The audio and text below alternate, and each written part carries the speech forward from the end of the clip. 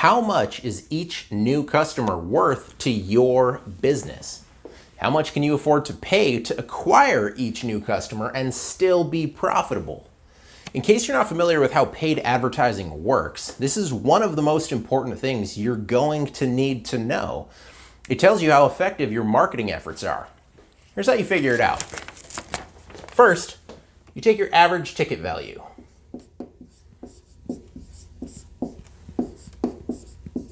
Then you multiply it by the frequency.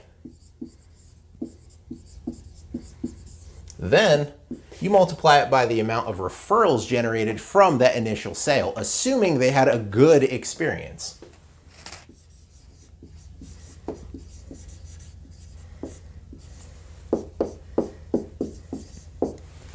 That's the formula. This calculation applies to every type of business, whether it's a multi-million-dollar real estate deal or it's a donut shop down the street. For our first example, let's talk about a high-ticket sale. Let's use an air conditioning company as an example.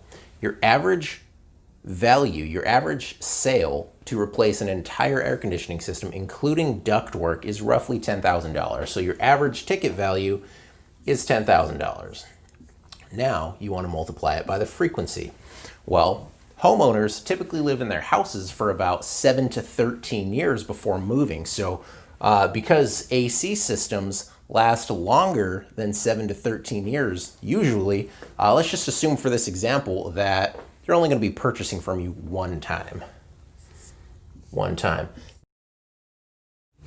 Now you need to multiply this times the amount of customers generated as referrals from that initial sale. So let's say that this person, this one customer that you generated, they talked to 20 different people over the course of the next 5 years, and 0.5% of those 20 people purchases from you. They actually call you, maybe they're talking to their friends and family. They go, hey, do you have an AC guy? You go down there, you fix their water heater or whatever, and it results in a referral, right? So if 0.5% out of 20 people becomes a customer, your referral is 1.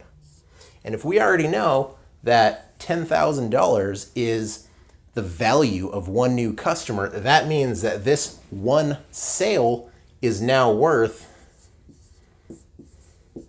$20,000. This is all based on the idea that your customer actually has a positive experience that they're going to share with their friends. If they have a bad experience, there's nothing we can do about it. So that part's on you, because the amount of people that you'll lose as customers is actually greater than that 0.5%. It might be 1.5% that don't become customers. So it really benefits you to not sell a crappy product. I'm just keeping it real. You got to do good work, no matter what it is, whether you're building a taco or you're building a house. Knowing this number is extremely important, and I'll explain why in the video below. But first, let's talk about applying this customer lifetime value calculation to a low ticket value business. For this example, let's talk about a gardening service. Now, the average cost to have someone show up once a week and cut your lawn, assuming that your lawn is smaller than about 1,000 square feet, is going to be roughly $40, right? So our average ticket value for once a month is $40.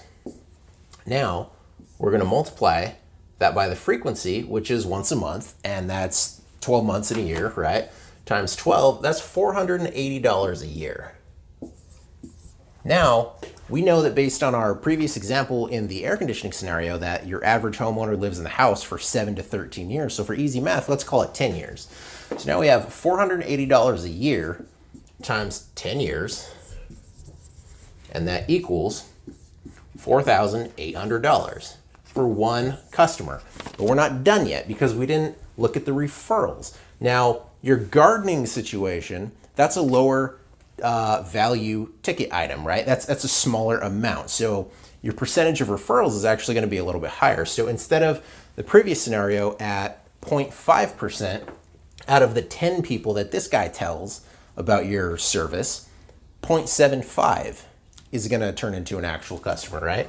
So if we go $4,800 times itself plus, the referral, so that's times 1.75, your total is $8,400. So $8,400 is the total lifetime value of acquiring one new customer. This is the number that one new customer is worth. In the video below, I'll explain why these values are important and how to use them. Go below and watch the next video.